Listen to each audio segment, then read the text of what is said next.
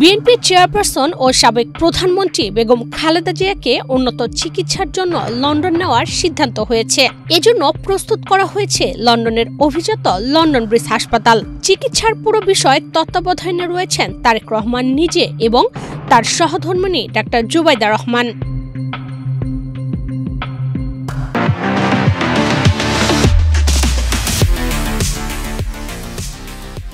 জানা গেছে, বেগম জিয়াকে দেখতে বাংলাদেশে আসা বিশেষজ্ঞ চিকিৎসক রিচার্ড বিয়েল লন্ডন ব্রিজ হাসপাতালে প্র্যাকটিস করেন। তার পরামর্শেই বেছে নেওয়া হয়েছে বেগম জিয়ার জন্য লন্ডনের এই হাসপাতাল।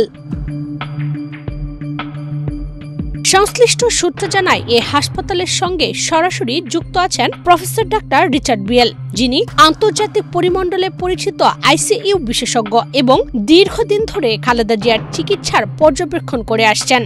তার উপস্থিতি ও হাসপাতালের আধুনিক সুবিধা মিলেই লন্ডন ব্রিজকে এ চিকিৎসার জন্য সর্বোত্তম বিকল্প হিসেবে বিবেচনা করা হয়েছে।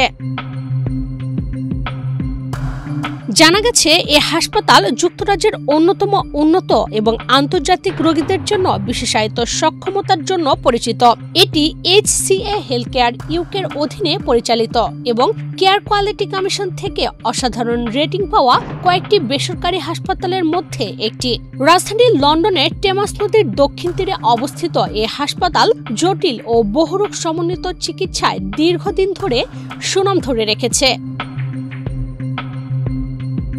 হাসপাতালটি লেভেল 3 আইসিইউ যুক্তরাজ্যের বেসরকারি খাতে অন্যতম শক্তিশালী ইউনিট হিসেবে বিবেচিত।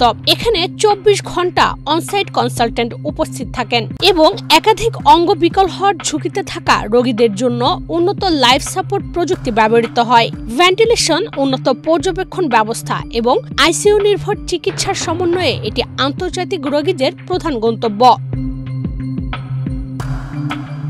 ৭৯ বছর বয়সী বাংলাদেশের সাবেক 3 বারের প্রধানমন্ত্রীকে স্বাস্থ্য পরীক্ষার জন্য গত 23 নভেম্বর রাজধানীর এভারকেয়ারে ভর্তি করা হয়।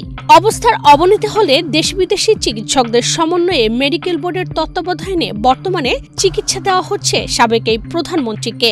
শারীরিক জটিলতা বেড়ে যাওয়ায় উন্নত চিকিৎসার জন্য তাকে লন্ডন ব্রিজ হাসপাতালে নেওয়ার সিদ্ধান্ত নেওয়া হয়েছে। বেগম জিয়াকে নিতে গতকাল সকালে দেশে এসেছেন বড় ছেলে তারেক রহমানের সহধর্মিণী ডাক্তার জুবাইদা রহমান।